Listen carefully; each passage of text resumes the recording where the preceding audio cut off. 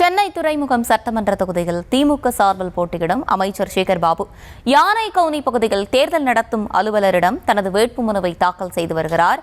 இதுகுறித்து கூடுதல் விவரங்களோடு இணைகிறார் நம்முடைய செய்தியாளர் மதியழகன். வணக்கம், விவரங்களை வழங்கலாம். தமிழ்நாடு அமைச்சர் சேகர் பாபு துறைமுகம் தொகுதியில் போட்டியிடுவதற்காக தனது வேட்புமனுவை இன்றைய தினம் தாக்கல் செய்திருக்கிறார்.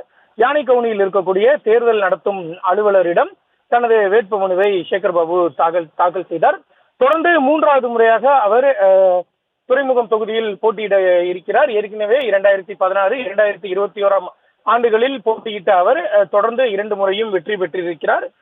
இந்த நிலையில்தான் தற்பொழுது மீண்டும் மூன்றாவது முறையாக போட்டியிடுவதற்காக வேட்புமனுவை தாக்கல் செய்திருக்கிறார்.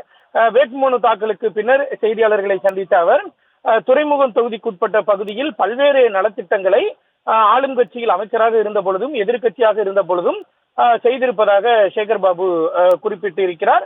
அந்த வளர்ச்சி திட்டங்கள் தொடர்வதற்காக மக்கள் தமக்கு மீண்டும் வாக்களிப்பார்கள் என்ற நம்பிக்கை இருப்பதாக குறிப்பிட்டு இருக்கிறார். மேலும் பல்வேறு நலத்திட்டங்களை இன்னும் செய்ய இருப்பதாகவும் அதற்காக மக்கள் தமக்கு வாக்களிப்பார்கள் என்ற நம்பிக்கை இருப்பதாகவும் அவர் குறிப்பிட்டு இருக்கிறார். அதே வேளையில் துறைமுகம் தவிர்த்து மற்ற 6 தொகுதிகளுக்கு பொறுப்பாளராக இருப்பது சவாலாக இருக்கிறதா என்பது தொடர்பான கேள்விக்கு எப்போதாவது வீட்டை விட்டு வெளியே வருபவர்களுக்கு தான் சவாலாக இருக்கும், நாங்கள் எப்பொழுதும் மக்களுடன் இருப்பவர்கள், எனவே எந்த சவாலும் தமக்கு இல்லை என்றும் சேகர் பாபு செய்தியாளர்கள் சந்திப்பின் பொழுது குறிப்பிட்டார்.